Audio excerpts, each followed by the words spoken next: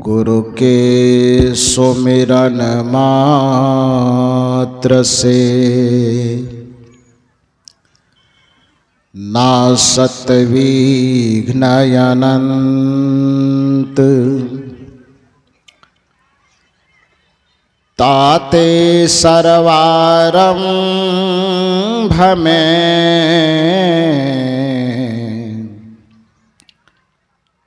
ध्यावत है सब संत।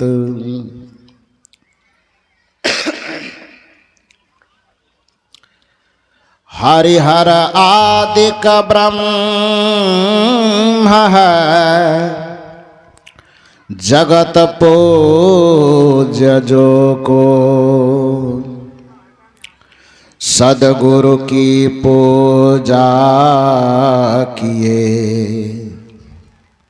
सबकी पूजा हो, सबकी पूजा हो। मेरे व्यावहारिक एवं पारमार्थिक जीवन के प्रबल प्रेरणा स्रोत परमाराध्य परम पूज्य सद्गुरुदेव जी बिहार राज्य के पावन धरा पर स्थित पूर्णिया जिला के जानकी नगर प्रखंड अंतर्गत ग्राम सहवानी में अवस्थित सद्गुरु कबीर आश्रम के तत्वावधान में आयोजित त्रिदिवसीय सत्संग समारोह के तीसरे दिन के समापन सत्र में मंच पर विराजमान सद्गुरु कबीर आश्रम अयोध्या से पधारे हुए परम पूज्य गुरुदेव संत श्री परीक्षा साहब जी, सद्गुरु कबीर आश्रम खगड़िया बन्नी से पधारे हुए परम पूज्य गुरुदेव महामंडलेश्वर श्री रघुनंदन गोस्वामी साहब जी,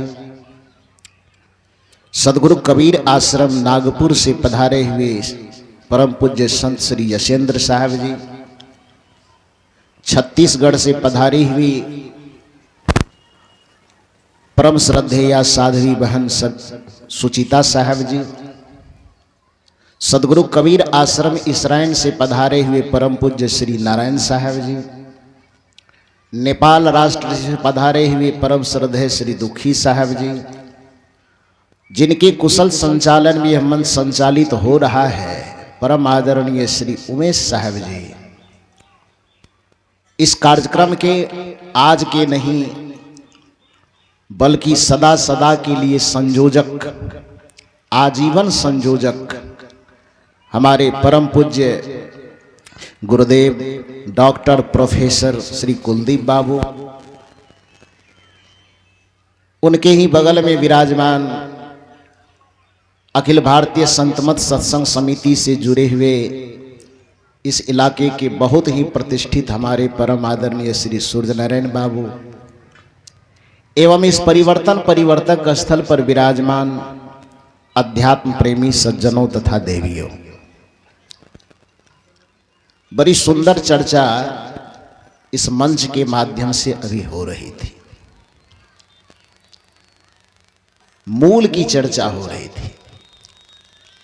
इस संसार में दो प्रकार का दर्शन है, एक संत का दर्शन और दूसरा पंडित का दर्शन। संत के दर्शन के मूल में आत्मा होती है और पंडित के दर्शन के मूल में कर्मकांड होता है, पूजा पाठ विधि विधान रीति रिवाज परंपरा पोथी इत्यादि। क्योंकि संत जो होते, संत का जीवन धार्मिक कम आध्यात्मिक ज्यादा होता है और पंडित का जीवन, चाहे वह किसी भी वर्ग का पंडित हो, हिंदू वाला पंडित हो कि मुसलमान वाला पंडित हो कि सिख वाला हो कि ईसाई वाला हो कि कबीरपंथी वाला पंडित, उससे मतलब नहीं। पंडित कोई भी होगा तो उसका संबंध धर्म से होगा और धार्मिक कर्मकांड से होगा, अध्यात्म से नहीं होगा। क्योंकि अध्यात्म के मूल केंद्र में चिंतन का जो विषय है वह आत्मा है। अध्यात्म का अर्थ ही होता है अधि जोर आत्म बराबर अध्यात्म। अधि का मतलब आधार होता है और आत्मा का मतलब तो सब कोई समझते ही हैं। चूंकि सदगुरु कबीर साहब संतमत दर्शन के आदि प्रवर्तक हैं, सदगुरु कबीर साहब संतों के सम्राट हैं, संत परंपरा के सिरमौर हैं, तो इसलिए उनका जो दर्शन होगा वो धार्मिक दर्शन नहीं होगा, आध्यात्मिक दर्शन होगा।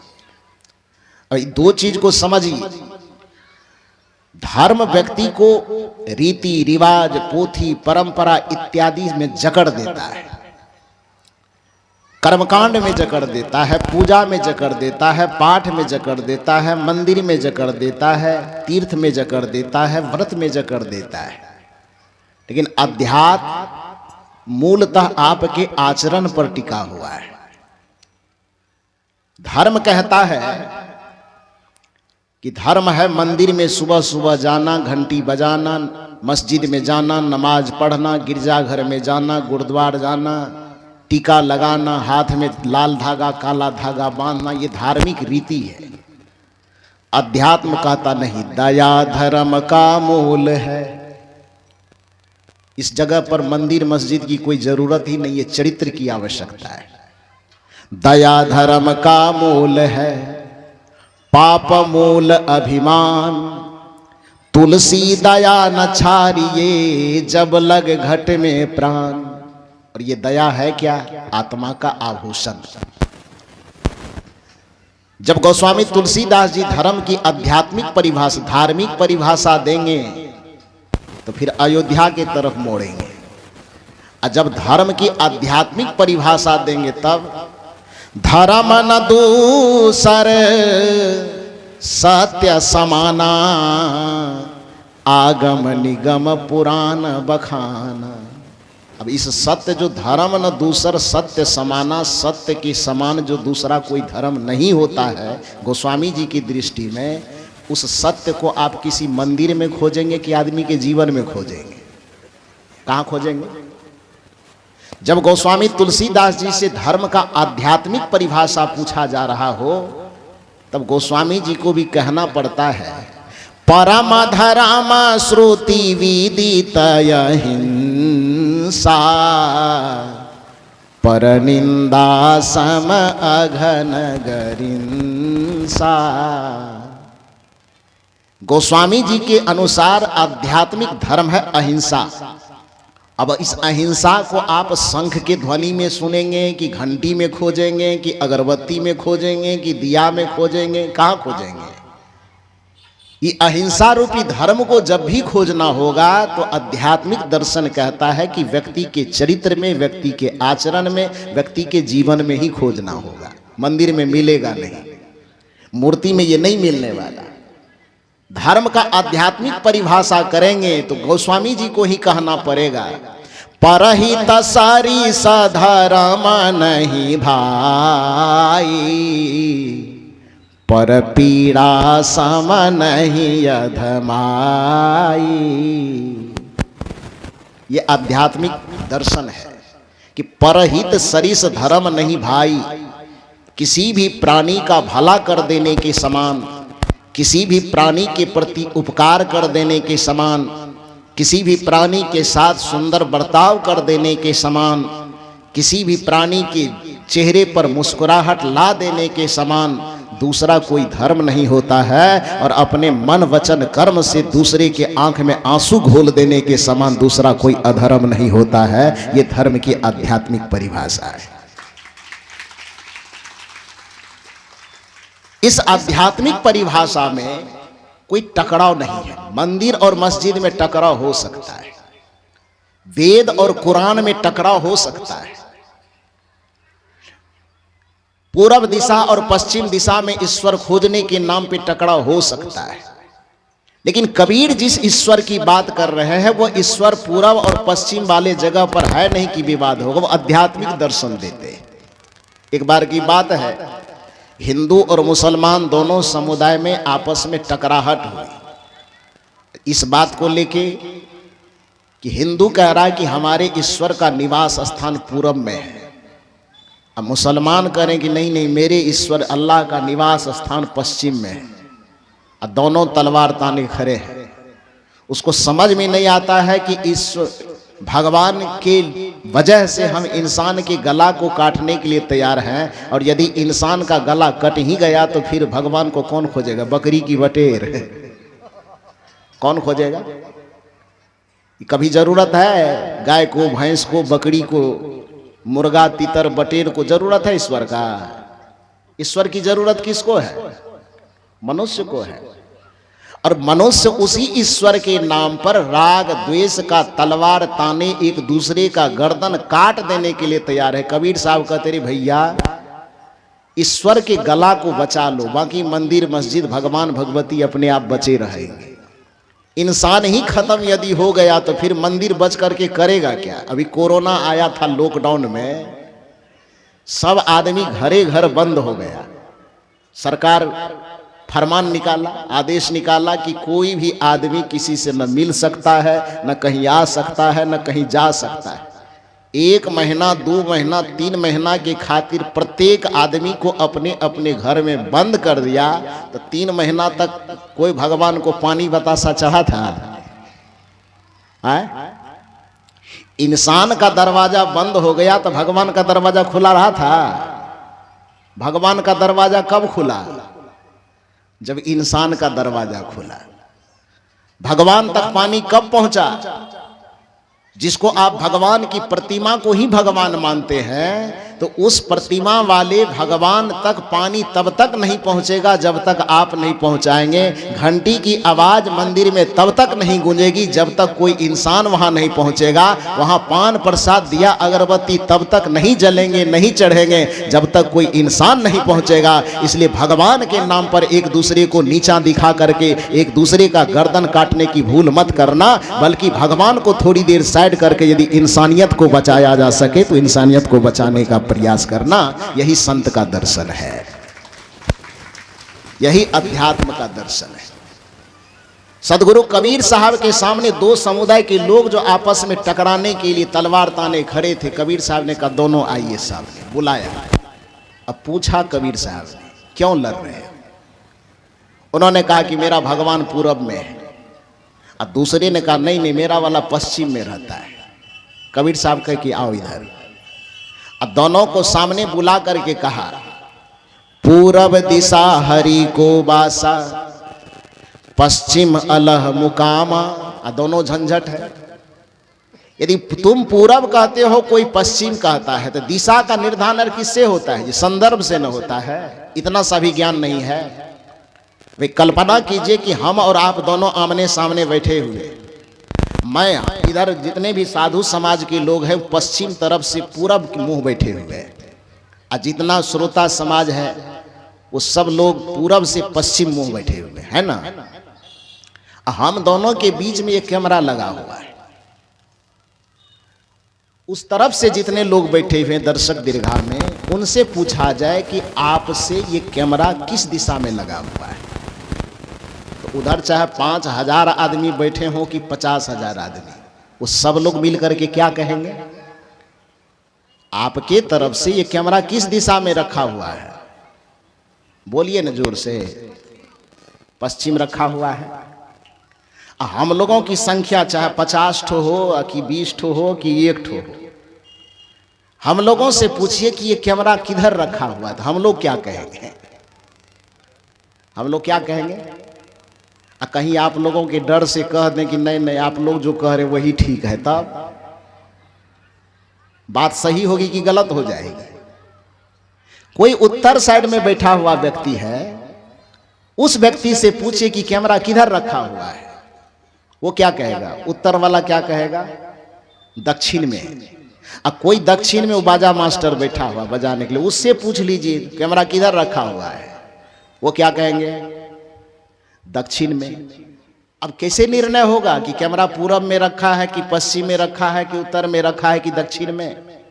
दर्शन का जरा सा भी ज्ञान किसी व्यक्ति के पास में होगा तो दर्शन यह कहता है कि दिशा का निर्धारण केवल संदर्भ के भेद से होता है। वस्तुतः कोई भी पदार्थ किसी दिशा में नहीं होता है, बल्कि देखने वाले की दृष्टिकोण जिधर होती है उसकी विपरीत में दिशा तय होती है। अर्थात कोई दक्षिण से देखेगा तो कैमरा उत्तर लगेगा, कोई उत्तर से देखेगा तो कैमरा दक्षिण लगेगा, कोई पूरब से देखेगा तो कैमरा पश्चिम लगेगा, और कोई पश्चिम से देखेगा तो कैमरा पूरब लगेगा। हकीकत बात तो यह है कि कैमरा किसी भी दिशा में नहीं है, कैमरा अपने जगह पे रखा हुआ है। तुम ईश्वर को देख किस दृष्टिकोण से रहे हो? यदि इस्लाम के दृष्टिकोण से देखोगे तो तुम्हें ईश्वर पूरब पश्चिम दिखाई देगा। यदि हिंदुत्व के दृष्टिकोण से देखोगे तब तुम्हें ईश्वर पूरब दिखाई देगा। लेकिन हिंदुत्व और इस्लामत्व, ईसाइयत, सिखत्व के चश्मा को उतार करके खुले आंख से कबीर की दृष्टि से देखोगे तो प्रत्येक हृदय में वह परमात्मा झलकेगा। संत की दृष्टि से प्रत्येक हृदय में ईश्वर झलकेगा। फिर विवाद की जगह कहां रह जाए? कबीर साहब यही तो कहना चाहते, दोनों को इकट्ठा किया, हिंदू और मुसलमानों को। क्यों झगड़ रहे हो? का पूरब दिशा हरि को वासा। दूसरे ने कहा तो इसी तो बात का तो झगड़ा है। का क्यों? का हम कह रहे पश्चिम अलह मुकाम। कबीर साहब के रुको, समाधान करते। पूरब दिशा हरि को वासा, पश्चिम अलह मुकामा। दोनों झंझट को छोड़ो, दिल में खोज दिलहिमा खोजो, इहे करीमा रामा। अपने मन मंदिर के अंदर झांक करके देखो तो उसी में तुम्हारा परमात्मा राम, रहीम, कृष्ण, करीम सब तुम्हें मुस्कुराते हुए नजर आएंगे। इसलिए किसी प्राणी से विरोध नहीं करो, सबको बांह फैला करके एक दूसरे को गले लगाओ। यही ईश्वर की भक्ति है। प्रेम की गंगा बहाओ। प्रेम की गंगा बहाने के लिए संत ऋषि कहते हैं। कबीर साहब ने तो स्पष्ट कहा, पोथी पढ़ी पढ़ी जगमुआ पंडित भया न कोई, 2.5 आखर प्रेम का पढ़े सो पंडित हो। प्रेम ही कबीर की दृष्टि में भक्ति है, प्रारंभिक भक्ति।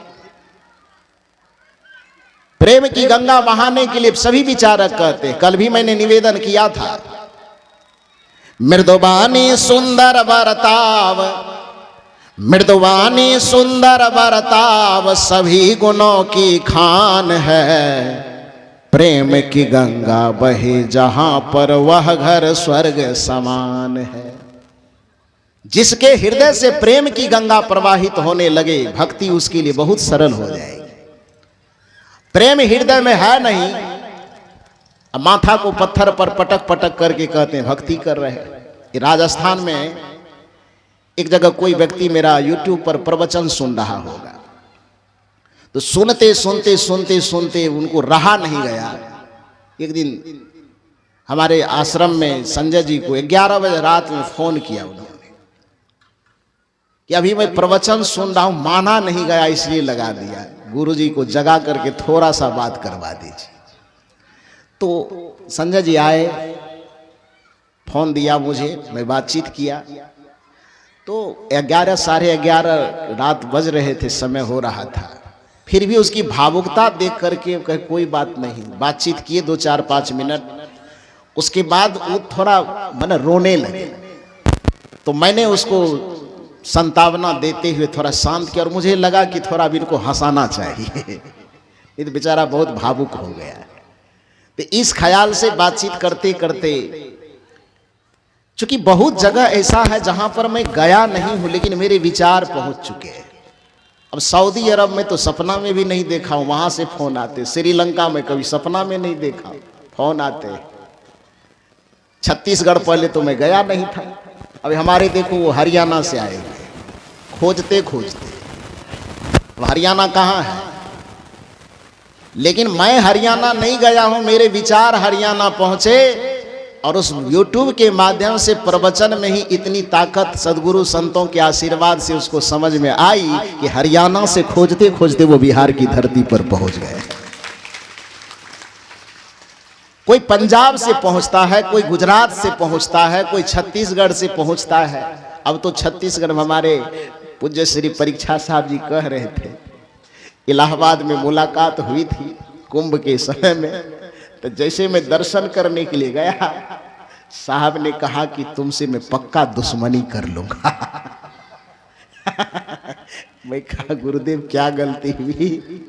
कोई सब जगह पर बिहार में तो सबको हड़प करके रखे ही हो। हम लोग के लिए छत्तीसगढ़ बचा हुआ था, वहां भी जाकर के तूने हड़प लिया, मैं तुमसे छोड़ूंगा नहीं, दुश्मनी करूंगा। मैंने कहा साहब दुश्मनी की क्या आवश्यकता है, मैं आपके ही चरण का सेवक हूं।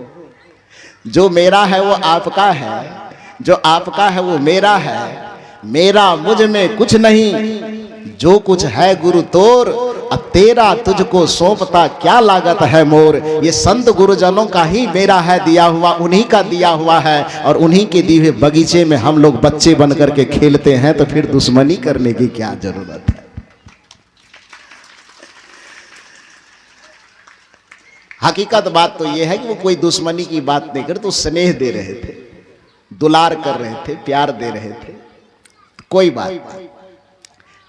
कहने का ये मतलब है, क्यों राजस्थान से बेचारे जब फोन किए, उसको संतावना देने के ख्याल से मैं थोड़ा सोचा कि इनको हंसाता, तो मैंने उनसे कहा कि आप काम क्या करते हैं। तो अब मैं क्या हंसाऊं, वो भी चुटकुलेबाज थे। तो मैं पूछा कि आप काम क्या करते हैं, तो उन्होंने उधर से थोड़ा आंसू वगैरह पूछते हुए कहा साहब मैं भगवान बनाता हूं। क्या कहा उन्होंने, कहा मैं भगवान बनाता हूं। तो मुझे बड़ी हंसी आई। ये आज तक मैं ये तो जरूर सुना था कि ये भगवान इंसान को बनाता है, ये पहला आदमी मिला है जो कह रहा है कि मैं भगवान बनाता हूं। तो मैंने कहा कौन कौन भगवान बनाते हैं। उन्होंने कहा 33 करोड़, जितना है सब भगवान को हम ही बनाते हैं। तो मैंने कहा वाह, ये तो ब्रह्मा के नाना जी से भेंट हो गई हमारी। तो ब्रह्मा जी तो केवल इंसान को ही बनाते हैं, और आप 33 करोड़ भगवान देवता को बनाते हैं, तो मुझे लगता है कि ब्रह्मा जी के नाना से भेंट हुई है। तो थोड़ा खिलखिलाए हो। उसके बाद थोड़ा सहज होकर के उन्होंने कहा सच में मैं मजाक नहीं कर रहा हूं गुरुजी, मैं भगवान मैंने भगवान की प्रतिमा बनाता हूं, मूर्ति बनाता हूं।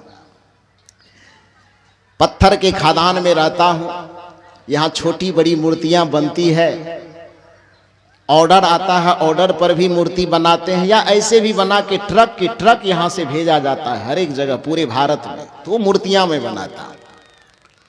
मूर्ति बनाते बनाते मुझे 30 वर्ष हो गए हैं, और आपके प्रवचन से ऐसा लगाव हो गया कि फैक्ट्री में काम भी करता हूं, वहां पर तो मोबाइल लगा देता हूं, सुनते रहता हूं, खट खट काम करते रहता हूं, कि बढ़िया बात है। उन्होंने कहा साहब लेकिन एक बात आश्चर्य लगता है मुझे,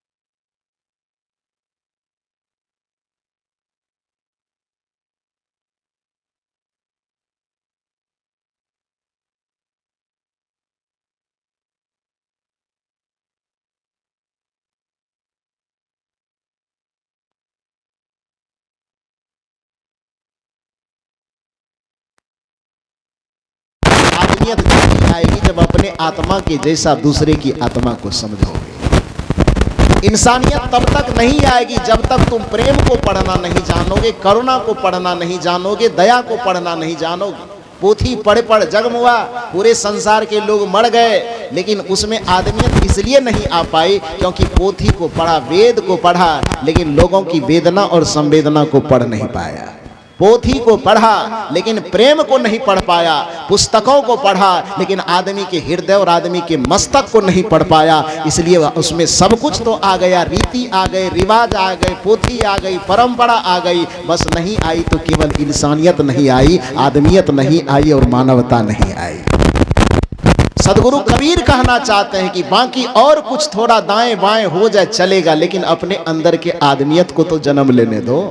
और आदमियत जब भी जन्म लेगा, प्रेम जब भी जन्म लेगा, इंसानियत जब भी जन्म लेगी, मानवता जब भी जन्म लेगी, तो वो धर्म के कारण नहीं, वह अध्यात्म के कारण। और यही अध्यात्म संतों का मूल संदेश है, संतों का मूल ज्ञान है कि आप आध्यात्मिक हो जाइए। निज प्रभु मैं देखो जगत तो कहीं सन करो विरोध। कबीर साहब के अनुसार कहें सब घट मेरो साइया तो चोट काहे पर डारो। जिस व्यक्ति को अपनी आत्मा दूसरे के हृदय में झलकना शुरू हो जाएगा, भला बताइए कि चोट कैसे डालेगा। और जो व्यक्ति आत्मा को प्रत्यक्ष रूप से समझ लेगा, परमात्मा को समझने में उसे जरा सा भी देर नहीं लगेगी। बड़ी सुंदर दार्शनिक चर्चा चल रही थी। हमारी साध्वी बहन सुचिता साहब ने अंतर ज्योति शब्द एक नारी का प्रकरण लेकर के आपके बीच में उद्धरण देते हुए समझाया। उस पे हमारे श्री यशेंद्र साहब जी भी उसको खींचते खींचते ले गए, लेकिन एक बात से मुझे आपत्ति है। वह आपत्ति क्या है कि कहा यह जाता है कि जीव को सनातन का भी, गीता का उद्धरण दे रहे थे कि जीव को सनातन भी कहा जाता है और अंश भी कहा जाता है।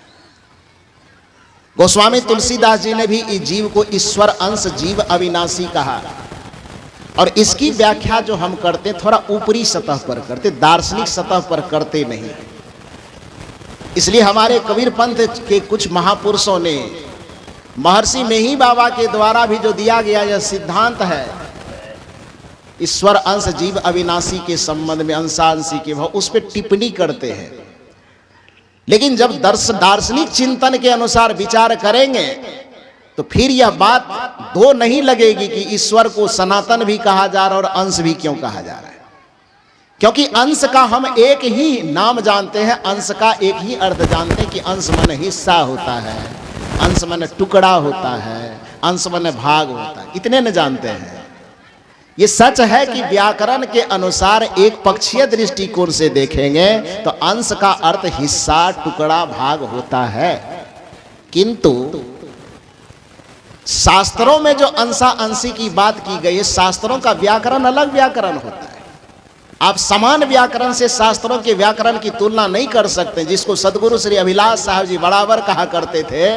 यदि शास्त्रों की व्याख्या किसी को करनी हो तो तीन दृष्टिकोण से उसे अर्थ करना होगा, आधि भौतिक दृष्टिकोण से, आधि दैविक दृष्टिकोण से और आध्यात्मिक दृष्टिकोण से। दर्शन की भाषा में अंश किसे कहा जाता है? दर्शन की भाषा में अंश कहा जाता है। दर्शन की भाषा में अंश के तीन प्रकार होते हैं। एक प्रकार होता है सजातीय अंश, दूसरा प्रकार होता है विजातीय अंश और तीसरा प्रकार होता है सावयव अंश। ध्यान दीजिए मेरी बात पर। सजातीय अंश, विजातीय अंश और सावयव अंश। सजातीय अंश का मतलब होता है, विजातीय अंश का मतलब होता है कि वह चीज जो हमारे जीवन का हिस्सा तो है लेकिन वो हमारे जीवन से प्रत्यक्ष जुड़ा हुआ नहीं। जैसे हम ये कपड़ा पहने हुए, ये कपड़ा हमारे जीवन का अंश है कि नहीं? हिस्सा है ना। ये कपड़ा हमारे जीवन से जुड़ा हुआ है ना। लेकिन ये कपड़ा और हमारा शरीर दोनों अलग अलग है। ये माइक अभी जो प्रवक्ता बन करके मैं बोल रहा हूं तो ये माइक हमारे लिए सहयोगी है कि नहीं? हिस्सा है ना। हमारे मिशन का, हमारी योजना का हिस्सा है कि नहीं है? ये बल्ब जल रहा है हमारे जीवन का हिस्सा है कि नहीं है? ये पंडाल लगाए हैं हम, हमारे जीवन का हिस्सा है कि नहीं है? इस मंच पर बैठे हैं हम, ये हमारे जीवन का हिस्सा है कि नहीं है? भोजन करते हैं वो हमारे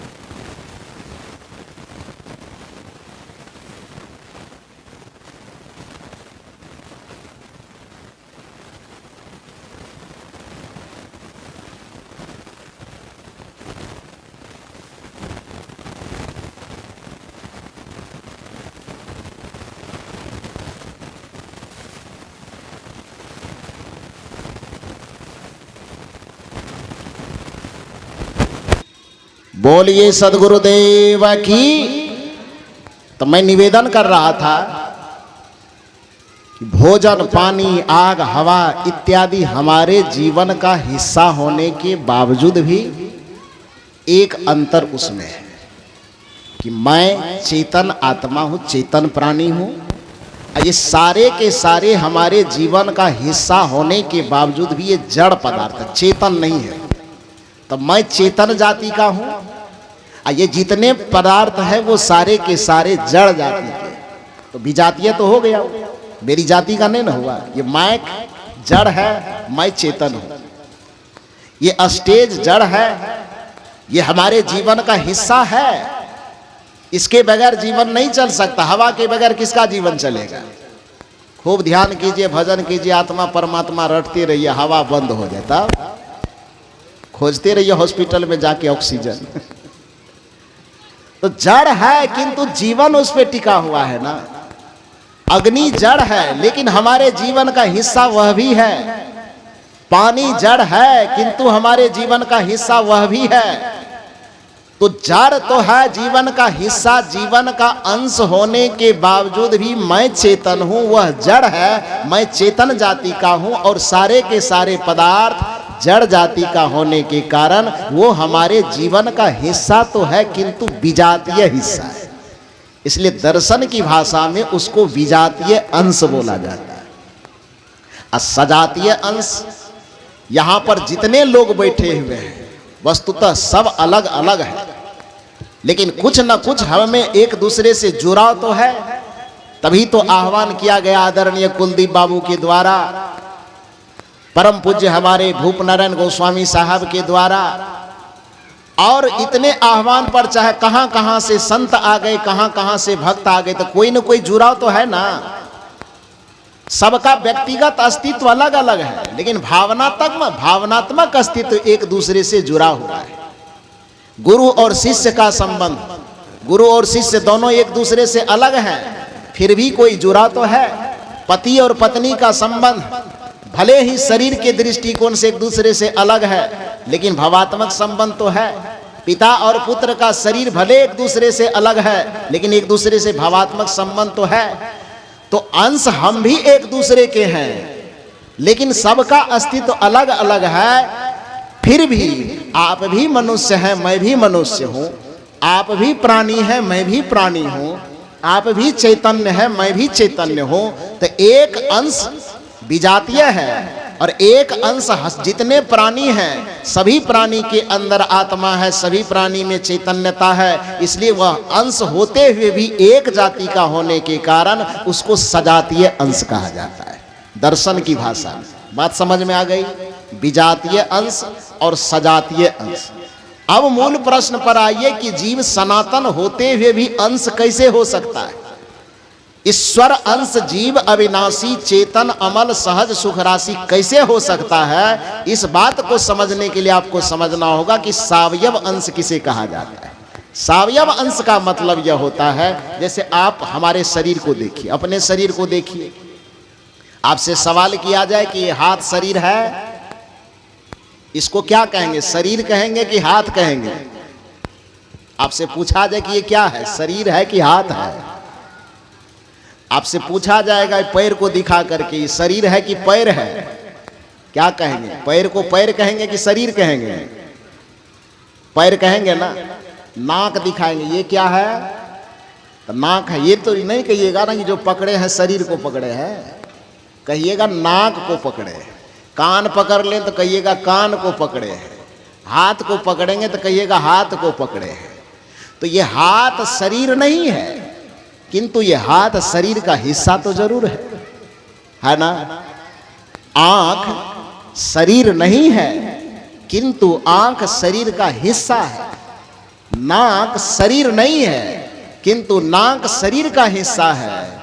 जितने ज्ञानेंद्रियां कर्मेंद्रियां हैं, सबके अस्तित्व को अलग अलग करके देखा जाए तो वह शरीर नहीं है, किंतु जितने ज्ञानेंद्रियां कर्मेंद्रियां हैं, सबके समुच्चय को शरीर भले कहा जाता है। तो हाथ शरीर नहीं है, किंतु हाथ शरीर का अंश है। तो इसका क्या मतलब है कि हाथ ये शरीर से कट करके अलग में रखा हुआ है। मेरी बात समझे कि नहीं समझे? नाक शरीर नहीं है, किंतु नाक हमारे शरीर का अंश है। तो इसका ये तो अर्थ नहीं हो जाएगा ना कि नाक शरीर से कटा हुआ है।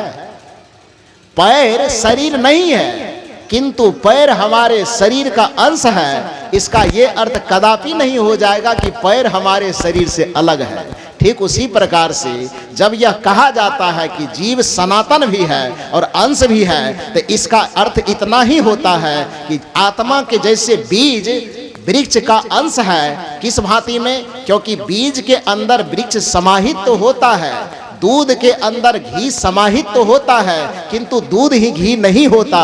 दूध को जब तक औटा न जाए, दूध को जब तक मथा न जाए, दूध को जब तक जमाया न जाए, दूध को से जब तक मक्खन न निकाला जाए, दूध को जब तक अग्नि में तपाया न जाए, तब तक वह मक्खन नहीं बन सकता है। इसलिए दूध के अंदर मक्खन का अंश तो छिपा हुआ है, किंतु दूध ही मक्खन नहीं है। मक्खन निकालने की एक प्रक्रिया होती है, जब तक उस प्रक्रिया को पूरा न किया जाए तब तक दूध को मक्खन नहीं माना जा सकता है। उसी तरह से आत्मा में ही परमात्मा छिपा हुआ है, किंतु आत्मा को परमात्मा बनाने के लिए संयम, साधना, शील, सदाचार की आवश्यकता पड़ती है। जब तक उस तप को नहीं तपाया जाए तब तक आत्मा परमात्मा के रूप में प्रकट नहीं होती है। इसीलिए उसको अंश कहा जाता है।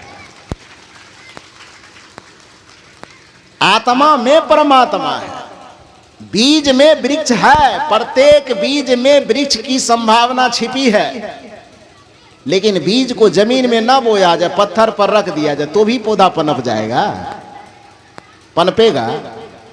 संभावना है उस बीज में भी जो पत्थर पे पड़ गया है, लेकिन उचित जगह पर न पड़ने के कारण उसका बीज, उसका वृक्ष उस बीज में ही दफन होकर के दम तोड़ देगा।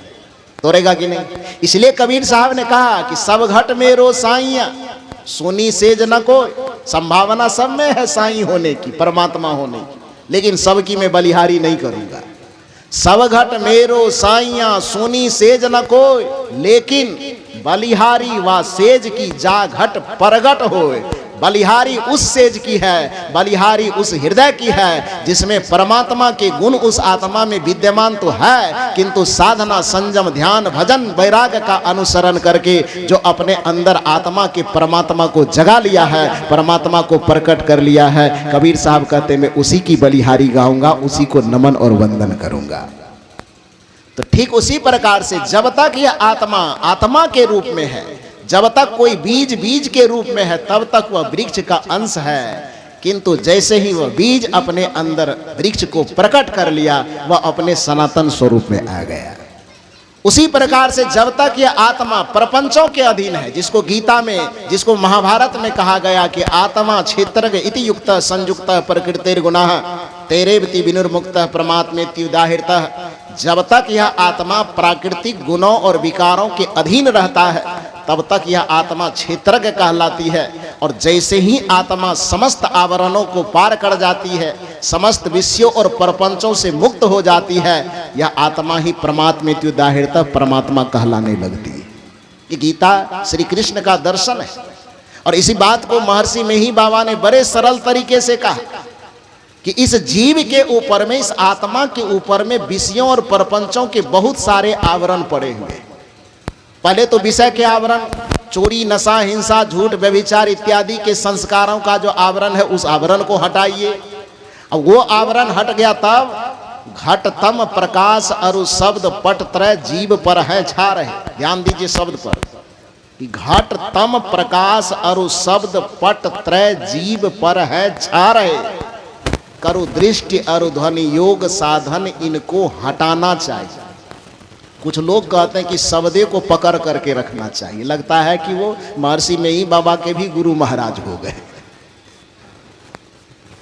साधना के क्रम में आपको बिंदु झलके कि ज्योति झलके कि प्रकाश मिले, वो सब मिलेगा, मिलना तो तय है। लेकिन उसी को आप ब्रह्म और परमात्मा मान करके उसको यदि पकड़ने की भूल आप कर लिए तो समझ जाइए कि आप साधना की परम उन्नति तक नहीं पहुंच पाए। महर्षि मेही बाबा के दर्शन में यह बात आई है कि घट तम प्रकाश और शब्द पट त्रय, 3 प्रकार का पट बताया, जिसको कबीर साहब कह रहे हैं घूंघट के पट खोल रे तो को पीव मिलेंगे। आत्मा के ऊपर में जो विकारों का आवरण लगा हुआ है, उस आवरण को हटा दो तो वो तुम्हारा जो पीव है, तुम्हारा जो परमात्मा है, वो तुम्हारे हृदय में स्वतः प्रकट हो जाएगा। घूंघट के पट खोल रे तो को पीव मिलेंगे। कबीर साहब से पूछा गया कि जो पीव कहा जा रहा है, घूंघट का पट कहा जा रहा है, कबीर साहब आप बताइए वह पट कितने प्रकार का है। कबीर साहब कहे कि आएगा कुछ दिन के बाद मेही बाबा, उससे पूछ लीजिएगा। लोग गए मेही बाबा के पास, मेही बाबा आप बताइए। कबीर साहब तो खाली पट बताए, आपके दृष्टि में पट कितने प्रकार के हैं। महर्षि मेही बाबा ने कहा है तो बहुत प्रकार का, लेकिन दबदबा वाला 3 ठो है।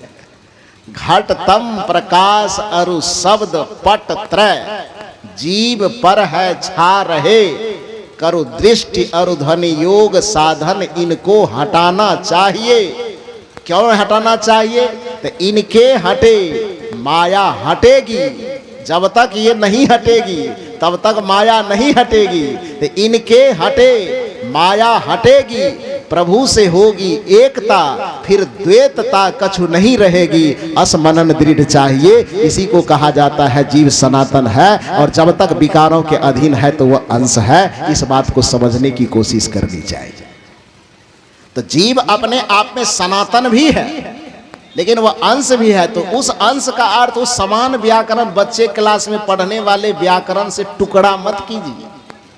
अंश का अर्थ यहाँ पर टुकड़ा नहीं होगा, अंश का अर्थ यहाँ पर सावयव होगा, एक दूसरे से जुड़ करके भी दूसरे का हिस्सा। जैसे हाथ शरीर नहीं है किंतु हाथ शरीर का हिस्सा है, और हाथ शरीर का हिस्सा होने के बावजूद भी वह शरीर से अलग नहीं है, वो शरीर से जुड़ा हुआ है। इसलिए कबीर साहब से भी पूछा गया कि आप आत्मा और परमात्मा को एक मानते हैं कि 2 मानते हैं? कबीर साहब ने कहा बड़ा झंझट हो जाएगा, एक कहो तो है नहीं। तब कहा 2 कह दीजिए। कबीर साहब के नहीं, 2 कहूं तो गाड़ी, दूसरा कहेंगे तो गाली हो जाएगी। लोगों ने कहा कि आप बड़ा पेचीदा आदमी हैं, 1 भी नहीं कह रहे, 2 भी नहीं कर, तब 3-4 कह दीजिए। कबीर साहब ने कहा 3-4 की गुंजाइश ही नहीं है। 1 कहो तो है नहीं, दूजा कहो तो गारी, है जैसा तैसा रहे कहि कबीर विचारी।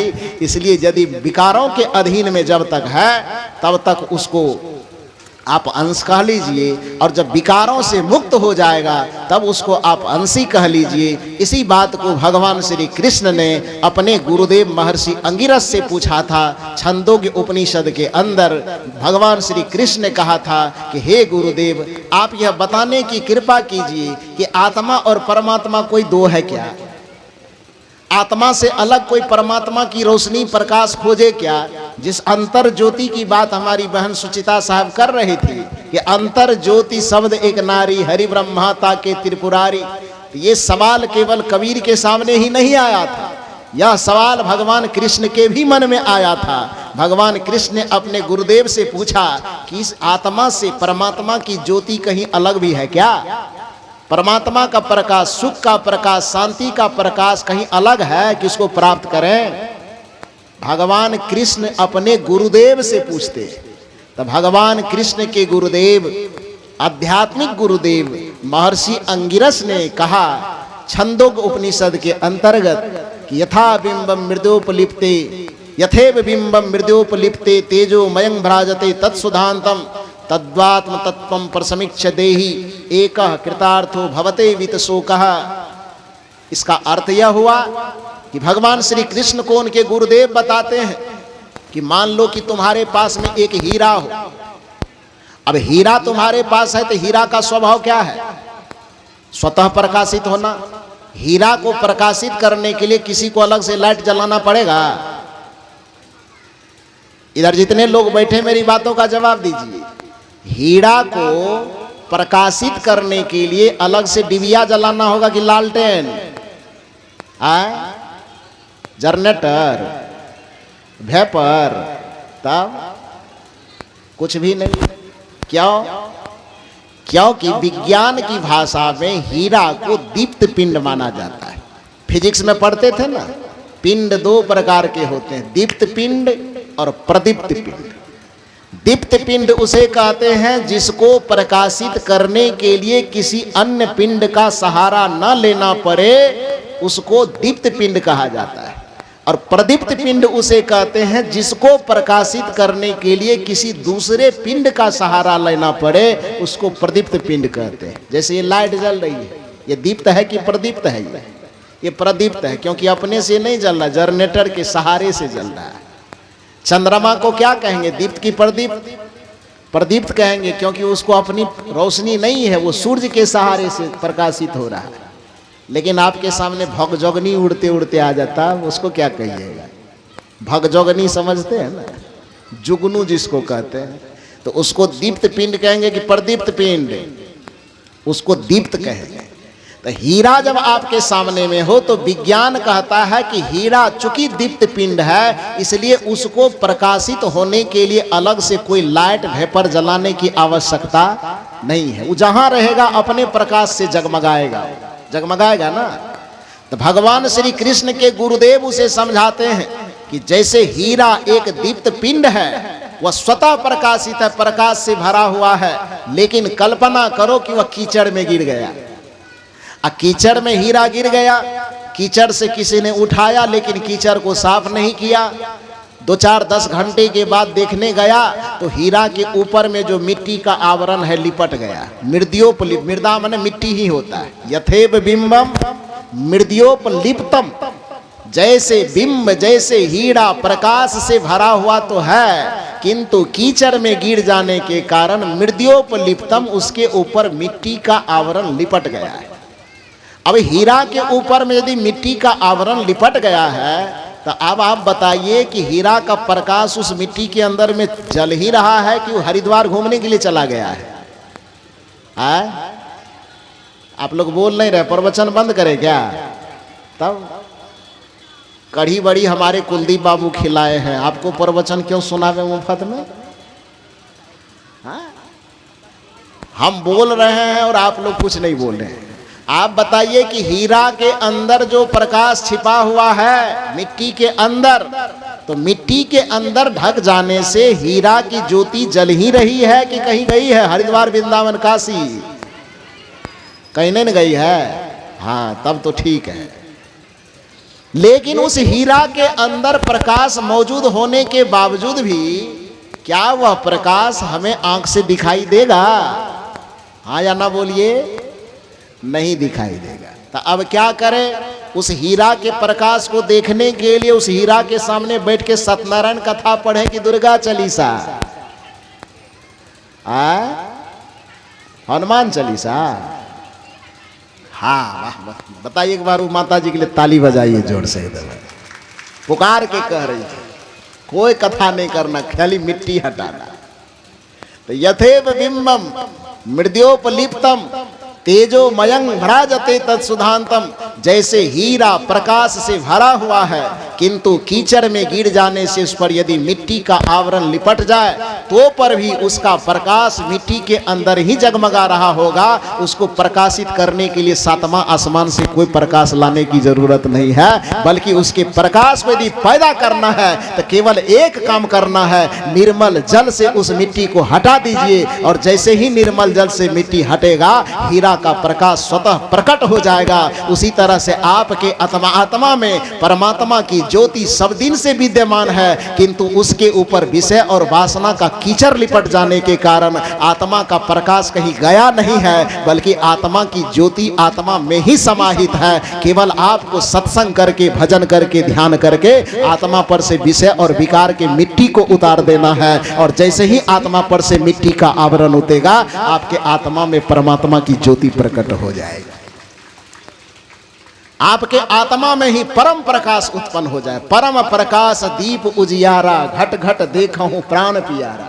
ये सदगुरु कबीर साहब का आध्यात्मिक दर्शन है।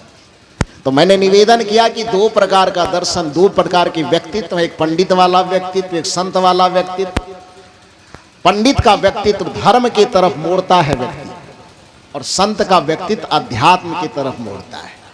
धर्म आपको रीति रिवाज, पोथी परंपरा, कर्मकांड इत्यादि में उलझाता है। अध्यात्म कहता है किसी चीज में उलझने की जरूरत है। जीवन को समझो, आत्मा को समझो, परमात्मा को समझो, ज्ञान को समझो, ध्यान को समझो, और समझ करके चरित्र को निर्मल बनाने का प्रयास करो, सब ठीक हो जाएगा। तो अब समय भी ज्यादा हो गया और चिट्ठी आ गई है एक ठो भजन गाने के लिए।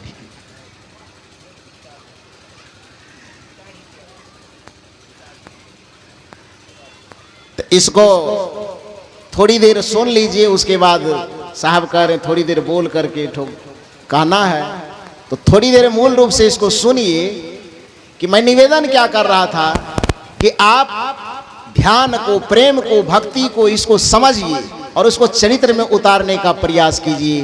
तो आत्मा परमात्मा को भी सहजता से पा जाइएगा। और जब तक जीवन रहे तब तक आप प्रेम पूर्वक जीविए आपस में, क्योंकि जब आपस में आप व्यक्ति सास ननद देवर भाभी माँ बेटे पिता पुत्र में आप प्रेम स्नेह के साथ जीवन नहीं व्यतीत कर पाएंगे तो फिर परमात्मा सामने आ भी जाएगा तो उस परमात्मा से आप प्रेम नहीं कर पाएंगे। इसलिए हमें सिखाया गया है, हर तरीके से सिखाया गया है। एक गाना में गुनगुनाता हूँ, उसको आप लोग भी गुनगुना लीजिए साथ में, मजा आ जाएगा। ज्योति से ज्योति जलाते चलो, ज्योति से नहीं, 3 दिन से भोज खाए हैं फिर भी आवाज कमजोर है। प्रोफेसर साहब इस बार खिलाने में तो कोई कसर नहीं छोड़ा है। मैं छत पे टहल टहल के देखता हूँ, आगे भी पीछे भी भरपूर खाते हैं लोग। आप लोगों को खाते देखते तो मेरा भी जी ललचने लगता है। मुझे भी लगता है कि एक बार हम भी पंक्ति में जाके बैठ जाए क्या। तो इतना खाए हैं फिर भी भजन नहीं गाएंगे तो कैसे होगा। एक बार जोर से मस्ती से गाइए। ज्योति से ज्योति जलाते चलो, ज्योति से। आप लोगों का पावर क्यों घटा हुआ है? इसका पावर तो बढ़वे करेगा। नीतीश कुमार 10,000 जो दिया है, तब अब आप लोग भी जीविका में भर्ती हो जाइए, अगले बार आप लोगों को भी मिलेगा। ग्रुप अलग बनाइए, कंपटीशन में नहीं तो हार जाइएगा इन लोगों से। तब एक बार बढ़िया से कंपटीशन कीजिए। आप लोग की आवाज जब तेज होती है तो हमारी सुचिता बहन मुस्कुराती है कि हमारा वाला पार्टी तगड़ा है। तो आप लोग हमारी बेइज्जती मत करवाइए। हाँ, उसमें भी छत्तीसगढ़ से आके बेइज्जती करे तो बड़ा मुश्किल है। तो थोड़ा जोर से एकदम। ज्योति से ज्योति जलाते चलो, ज्योति से